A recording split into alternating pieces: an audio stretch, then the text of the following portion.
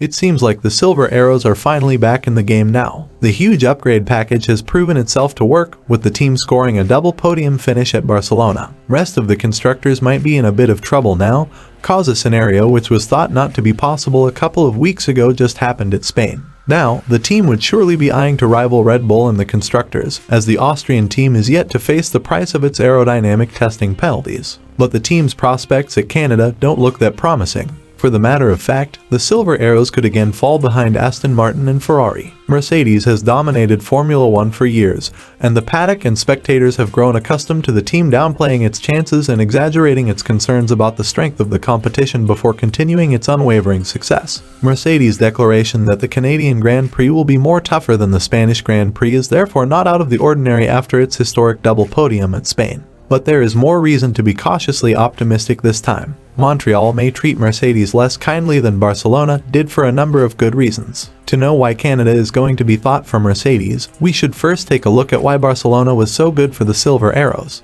The Circuit de Barcelona-Catalunya is remarked as the ultimate test for Formula One cars, as the track layout is of more general. The Barcelona circuit consists of medium and high-speed corners. Important thing to note is the revision of the last chicane. The low-speed chicane has been now swapped for two fat right-handers, which are taken pretty much flat out. On high-speed tracks like Barcelona, front tire degradation is very high. And with the last two corners now being two fast right-handers, an 800 kg car turning 90 degrees while flat in 7th gear at 160 miles per hour absolutely kills the left front particularly. Therefore, tire management takes the helm of priorities around the Barcelona circuit, dropping aerodynamic performance to second place. Last weekend in Spain, track conditions were very tricky to balance out. Intermittent rain meant cooler track conditions while keeping the racing line green. The balance between qualifying and the race is extremely difficult to achieve when temperatures are on the cold side. And with the hardest range of tire compounds elected for the race weekend, the C1, C2 and the C3s, those factors are added together. It was so chilly in qualifying that half the field found it difficult to switch on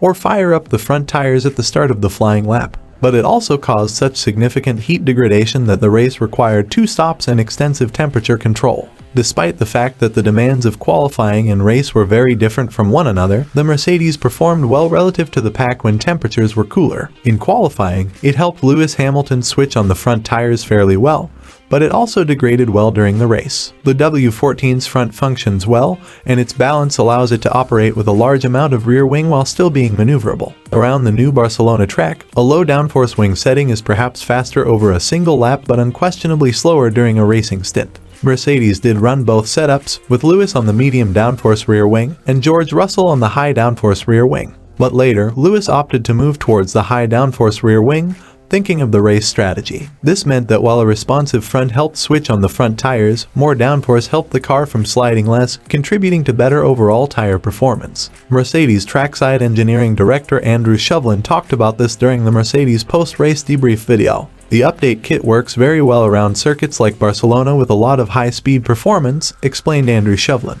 Although, the car itself would have still been okay there without the upgrade, because we've been better at the fast circuits and the front limited tracks. We ended up with a really good balance and really good race pace. The elements that made the W14 a very strong car around the Barcelona circuit made the Ferrari and Aston Martin cars look horrible. The Ferrari SF23 is very hard on its tires, something which we have seen from the season's start. While Aston Martin's slump at Spain looks to be a one-off, its average form from the season's start suggests that Barcelona is either a blip rather than the start of a fade. So, with such positive points for the W14, why would Mercedes be downplaying their chances at Montreal? Well, that is because of the overall performance of the W14. Mercedes doesn't expect to tumble right back out of the podium fight in Montreal. Just that it won't have the degree of clear advantage over its best-of-the-rest rivals that allowed Hamilton and George Russell to overtake their way to second and third and stay there even ahead of Sergio Perez's Red Bull in Spain. We are thinking it will be more along the lines of some of the earlier races where we were definitely in the bunch with Ferrari,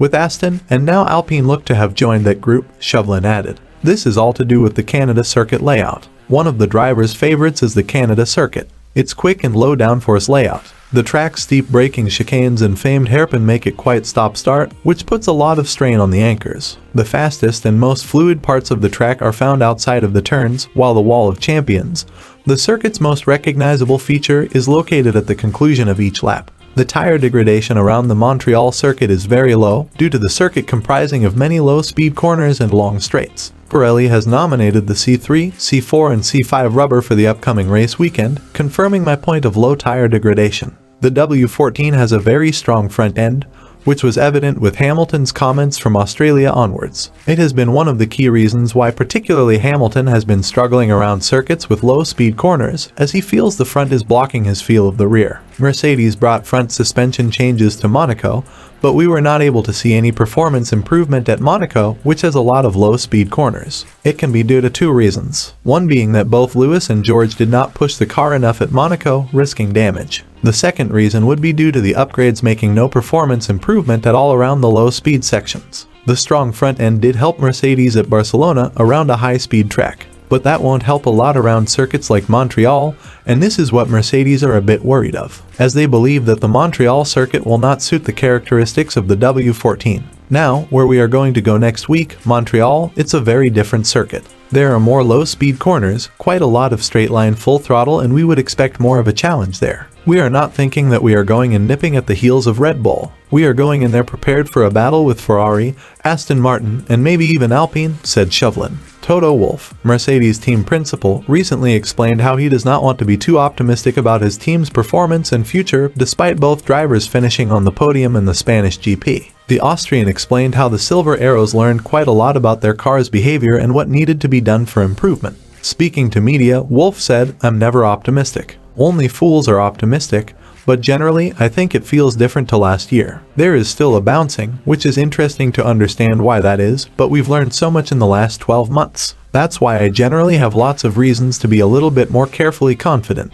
Everyone has been noting both qualifying and race performance of a team, but Russell's P12 start getting turned into a podium showed that following cars is much easier now. Therefore at Montreal, I think Mercedes will roll the dice and prepare a much racier car than a qualifying car. Cause, if they can carry the performance from Barcelona to Montreal, Mercedes could probably make its way through the field. As Chauvelin noted that the field from P2 to P10 is very close on qualifying. So to make Canada prospects better, I believe Mercedes will focus on the race than qualifying. But it's great racing there. It will be good fun, and we are certainly going to be fighting to find every little bit of performance we can, because the way the grid stacks up now, you can be P2 or you can be P10, and there are only a few tenths in it. So what do you guys think? What are you expecting from Mercedes at Canada? Who do you think is going to be close to Red Bull around Montreal? Share your thoughts with us in the comments section down below. We'd love to discuss it with you. And on your way down, don't forget to subscribe to the channel to get notified of our future uploads to keep yourselves up to date about the 2023 Formula 1 season.